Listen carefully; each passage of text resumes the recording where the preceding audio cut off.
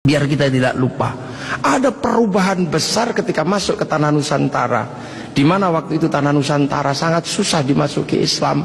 Kenapa? Ini bangsa sudah sangat beradab. Bangsa ini bukan bangsa kecil. Tahun 1222 ke atas sebelum tahun 1300 sudah mampu menaklukkan Mongol yang menaklukkan Eropa, menaklukkan Arab, mampu ditaklukkan oleh kekuatan Nusantara yang namanya Singasari. Makanya hal itu bisa kita lihat betapa kita bangsa punya tinggalan-tinggalan yang luar biasa. Orang Arab punya alat musik yang namanya terbang, terbuat dari kayu dan kulit.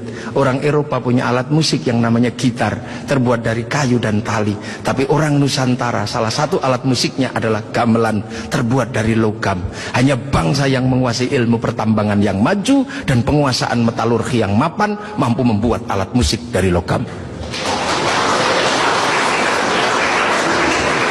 Dalam cerita-cerita besar, kita juga punya cerita besar yang sama. Orang Eropa punya cerita tentang Cinderella, kita punya cerita bawang putih, bawang merah. Orang Eropa punya Samson, orang Arab punya Sam'on, kita punya Bandung Bondowoso, kita punya Sangkuriang, kita punya Sipahit Lidah. Orang Sanya punya cerita Romeo Juliet, orang Arab punya cerita yang namanya Laila Majnun. Kita punya cerita Andi-Andi Lumut. Kita punya cerita, banyak sekali cerita cinta di Indonesia. Sana punya cerita namanya Kura-Kura Ninja. Kita punya cerita Kancil Nyuriti. Sama saja, apa bedanya? Bahasa-bahasa kita juga bahasa-bahasa yang tidak bisa direndahkan.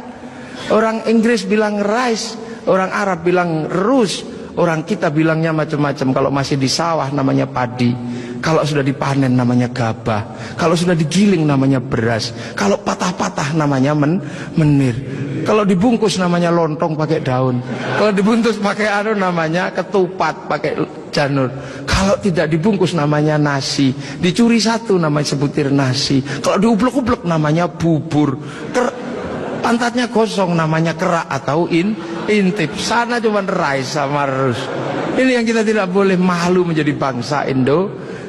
Semua yang kita miliki sama. Ini menandakan bahwa kita pernah menjadi sebuah bangsa yang besar, berkasta-kasta, berbeda-beda.